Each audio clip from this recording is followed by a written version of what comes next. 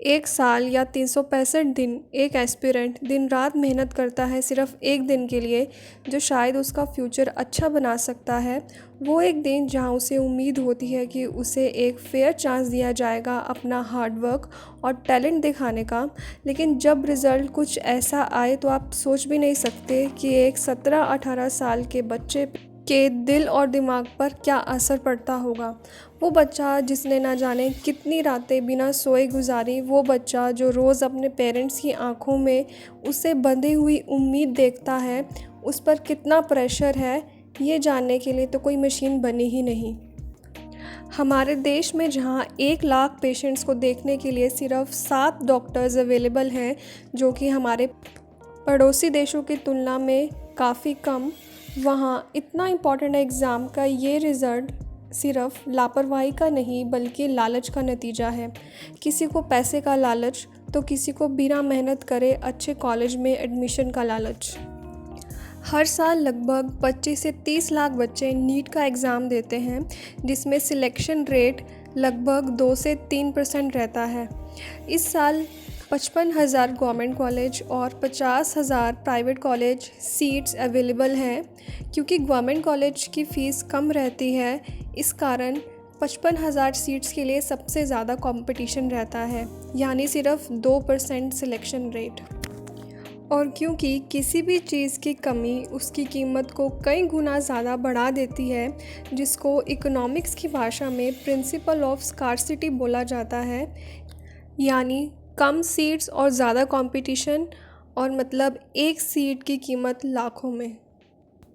हमारी सोसाइटी ने एक बात हमें बचपन से सिखाई है कि एक बार अच्छे कॉलेज में एडमिशन हो जाए फिर सारी ज़िंदगी ऐश ही ऐश है।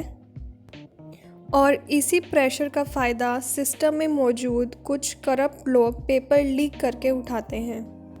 लेकिन इस साल पेपर लीक होने के साथ साथ एनटीए यानी नेशनल टेस्टिंग एजेंसी भी कटघरे में है।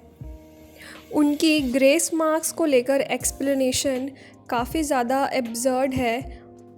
एनटीए का कहना है कि उन्होंने 100 से लेकर 120 मार्क्स ग्रेस इसलिए दिए गए क्योंकि कुछ एग्ज़ाम सेंटर्स में पेपर थोड़ा लेट शुरू हुआ था, जिस वजह से कुछ बच्चों को पेपर कंप्लीट करने का टाइम नहीं मिला।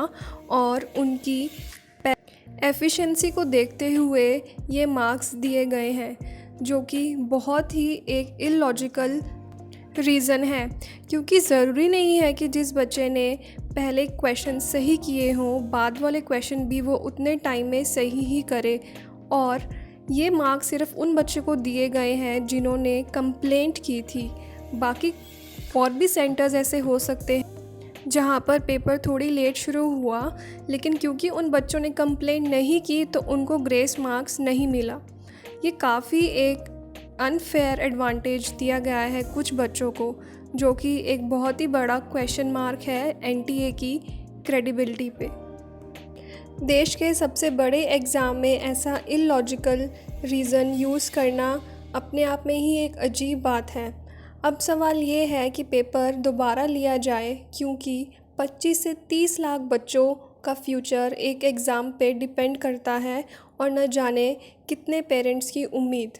आप लोग अपने व्यूज़ कमेंट सेक्शन में ज़रूर बताइएगा। Thank you for watching.